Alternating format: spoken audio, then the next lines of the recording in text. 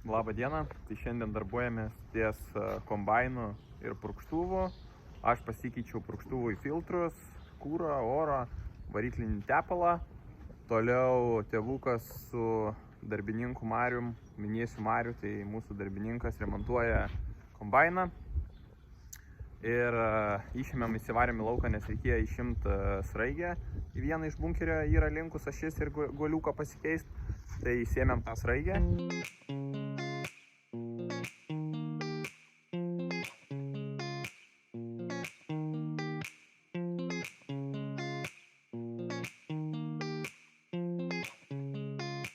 Dabar reikia įsiskleis purkštuvą, pasikeis boom control akį ir bandyti susitepti, nes yra keli taškai už kirmyje, tai reikės bandyti pasikeisti ir visą prasitepti.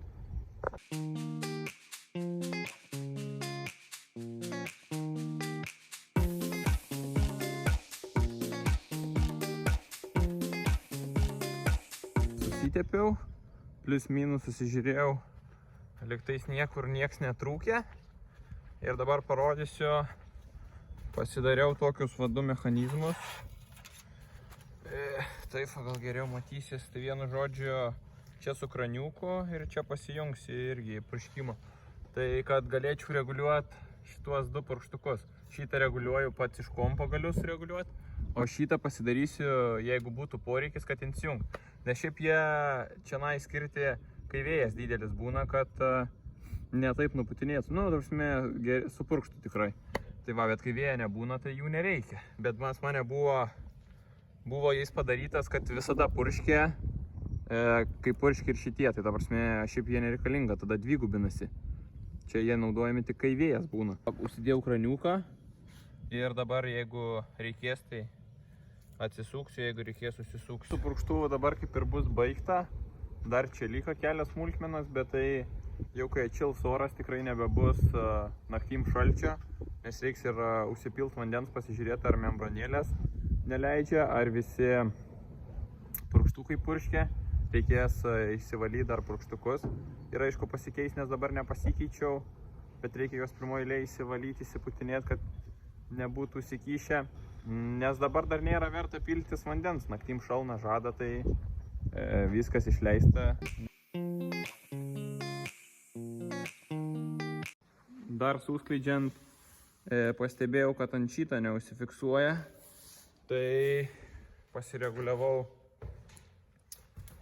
su va šituo ir šituo, kad susiskleistų lengvai, nes tiesiog paprasčiausiai sija pilnai nesusiskleidžia ir neužsifiksavo.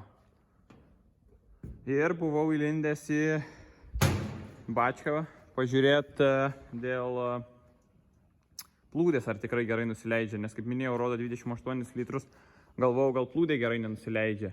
Dar gal reikės pasikeisti šitas valempas, nes ir tą dar. Ne kaip šviečia, tai būna naktį reikia ir kasą paliet ir paskui rapsą purškiant naktį, tai visai gerai būtų ledų susidėti.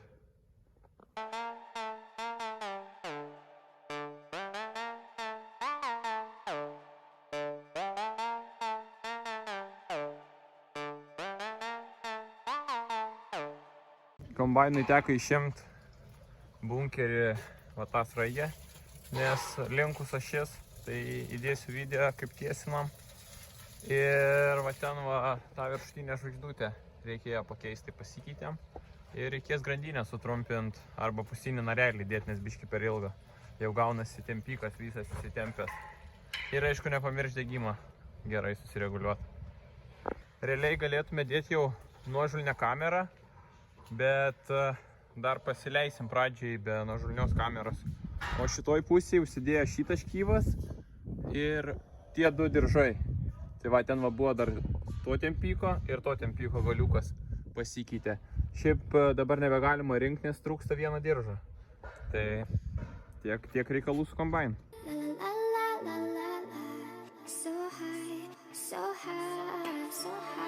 Užsidėjom sraigę.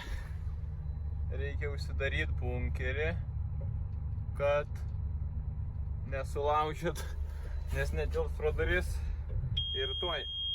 O aišku, klaidų labai daug. parodysiu, kiek pradirbęs yra.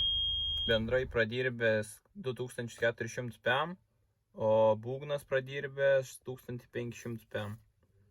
Važiavau į laukus, tai ūkyje auginam 5 kultūras, žieminius kviečius, kvietrugius žieminius, žieminius miežius, žieminį rapsą, kukurūzus ir arba pupas arba žirnius. Yra planas dar auginti cukrinius runkelius, tai nežinau, gal kitais metais pabandysim. Šiais metais norėjom, bet negavom vietos priėmime. Iš žieminių kviečių tai pagrindė auginam artistą, turim dar euforijos ir šiemet naujai pabandėm pasisėti keramiką.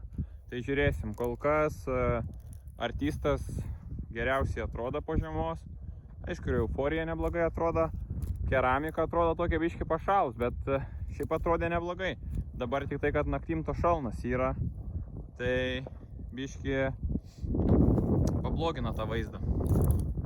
Kviečiai po biški pradeda vegatuoti, bet naktim dar turim gan didelę šalnas, tai taip išpolėta. Čia buvo sėta 3,5 milijono apie rugsėjo vidurį ir dabar turi po 4 ūglius gan neblogus. Tai manau visai neblogai įsikrūmyje. O sėjam artistą, tai nežinau, kažkaip patinka jisai mum. Gan lengvai kūlėsi, tiksliau labai lengvai kūlėsi, neblogai žiemoja kažkaip mūsų krašte. Tik tai, kad gal biškį lygom jisai yra netoks atsparus, bet reziumė tai stipri antra klasė ir stabilus derlius. Atvariau į savo žieminį rapsą, tai ūkyje turim pasėję 3 veislės, Duplo, Dinamika ir Antigua, jeigu gerai tenai ištariau. Visas rapsas pasėtas triptylu, realiai viskas pasėtas triptylu, nes vieną sėjamąją turim. Ir yra dalis rapso pasėta tiesiai į ražieną kaip čia, yra dalis įskūsta. Bet kitais metais sėsim viską įskūstą. Čia buvo žieminiai kvietrugiai. Kas gerai, kad su Magdona galim žemai nusipjaut, gerai susismulkinti šiaudus ir tiesiai važiuoti sėt. Tai manau, sočiai čia to tankumo. Yra pasėta po skutimo, tai ten tankesnis. Prieš sėją atiduota 200 kg MPK 10-26 trąšų. Tai dabar pavasarį rapsui planuojam atiduoti 300 litrų kasą ir su kasu atiduoti tiesulfatą 12-26 40 litrų. Kviečiam planuojam 200 PM litrų kasą atiduoti, o kvietrugiam 200. O miežiam dar mažiau, iki 200, žiūrėsim kaip ten gausis. Tai va, nes miežiam daug azoto nereikia, paskui jie išgula ir būna problemų. Po kvietrugių buvo daugiau masės, tai daugiau ir šiaudų yra likę dar tokia gan gera paklotė. Nes pavyzdžiui po miežio, tai jau beveik suyrė, visa ražiena nebesimato.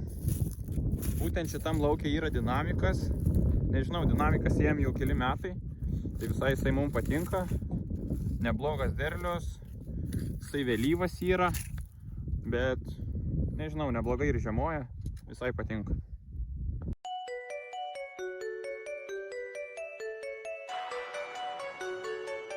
O tiesulfatą naudojam vien dėl to, kad jame esantis yra elementinės formos ir augalai jie gali palaipsniui naudoti, ne tai kaip sulfatė. Sulfatą išberi ir iškart tiek panaudoja augalai, tiek ir turi, o dalis įsiplauna. Tai galima sumažinti tręšimo normas. Javam kasą atiduosiu per 2 kartus, tai kviečiam abu kartus po 125 litrus ir tiesulfatą irgi per 2 kartus.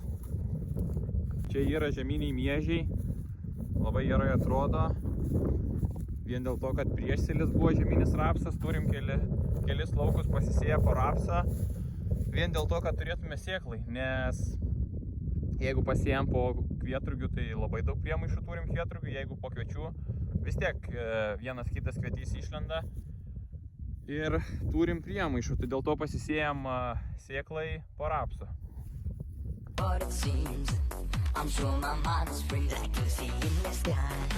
Ir dar kas gerai su tie sulfatu, tai kad galima atiduoti su kasu vienu važiavimu su purkštuvu, nebereikia važiuoti su barstytuvu.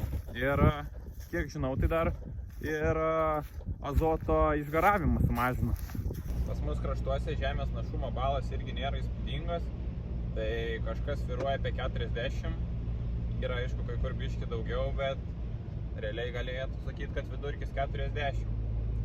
Auginam kelias skirtingas kultūras vien dėl to, kad susidėliotume geresnį sėjomainą ir darbus galėjimėtų pasiskirstyti, ne taip, kad viskas vienoj krūvoj.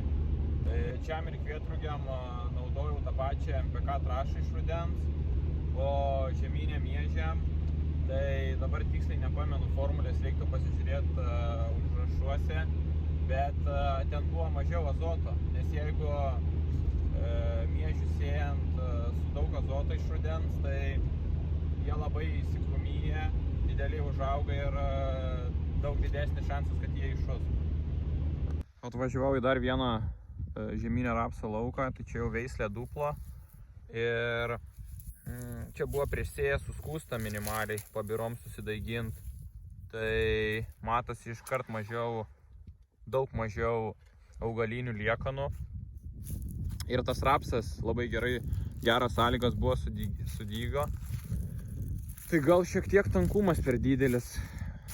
Bandom įsikas pasižiūrėti, kaip su slekais reikaliukai. Oi, slekų sočiai yra. Čia matosi kalkės išbarstytos.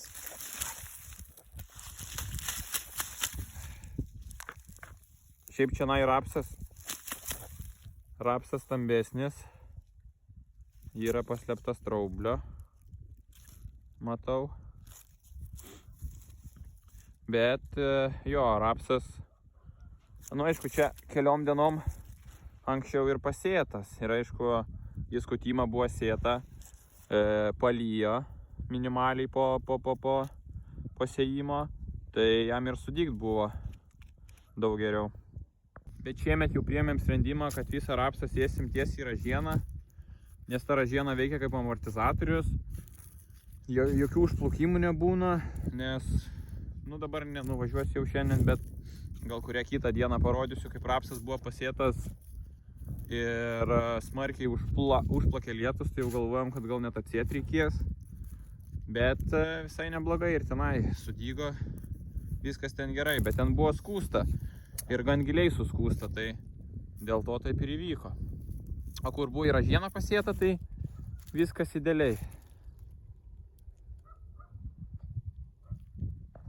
Žolės rapsuose susitvarkėm rudenį, tai kaip ir visai neblogai suveikė chemija.